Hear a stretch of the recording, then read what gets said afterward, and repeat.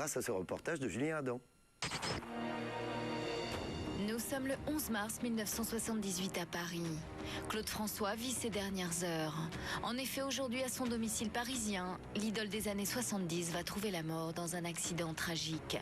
Un accident qui mettra fin à plus de 15 ans de carrière. Un accident qui va choquer la France entière. Personne ne peut accepter cette disparition. Donc tout a été dit sur Claude François. Retour sur cette journée dramatique où Claude François est mort. 13h, ce 11 mars 78. Au 46 boulevard Excellence, dans le 16e arrondissement de Paris, Claude François se réveille. En France et dans plusieurs pays, il est la star incontestée. De Belle Belle Belle à Magnolia Forever, Clo-Clo est devenu l'idole de toute une génération. La veille, il a enregistré une émission de télé en Suisse. Et ce 11 mars 1978, Claude François profite d'une grasse matinée pour se reposer. Seul impératif, il doit se rendre à l'autre bout de Paris dans l'après-midi pour l'enregistrement d'une autre émission. Mais Claude n'a pas envie de se presser. Les minutes défilent.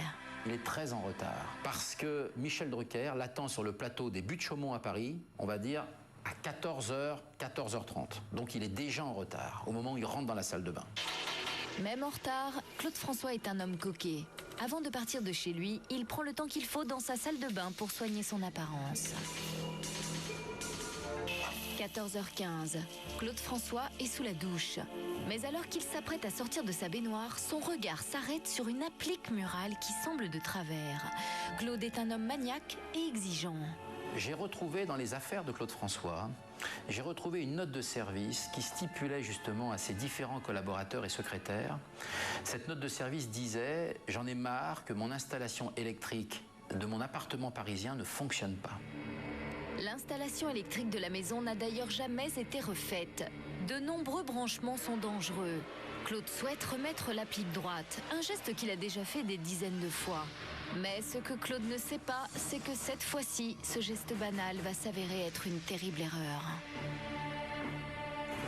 Et là, le geste est fatal, car le fil s'est dénudé, s'est coupé avec le carrelage, qui est découpé pour laisser passer le fil. Et là, à un moment donné, l'applique est sous tension. Et au moment où il met les deux doigts, c'est-à-dire le majeur et l'index, pour redresser l'applique, eh bien, il prend une décharge électrique. 14h30, averti par les cris, sa compagne Kathleen l'extirpe immédiatement de la baignoire dans laquelle il gît. À cet instant, Claude François n'est pas mort. Il reste encore de l'espoir. Il est étendu dans le couloir, le corps de Claude François est convulsé, mais il n'est pas encore mort, Claude François. Immédiatement, Kathleen appelle les secours. Mais un événement vient compliquer les choses.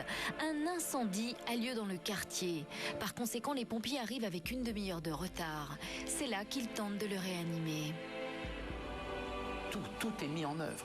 Le rapport de police mettra une liste importante. Ils ont même pensé à un moment donné lui ouvrir directement la poitrine pour faire un massage cardiaque à main nue, pour que son cœur reparte. Le choc électrique, le retard des secours, autant de circonstances qui vont lui coûter la vie. Il est 15h05. Claude François vient de s'éteindre. Il avait 39 ans. L'accident sera constaté par une embolie pulmonaire due à une électrocution. Voilà la vraie mort de Claude François. Nous sommes le 11 mars 1978. La France est sous le choc. Claude François vient de s'éteindre et des millions de fans à travers le monde sont en deuil.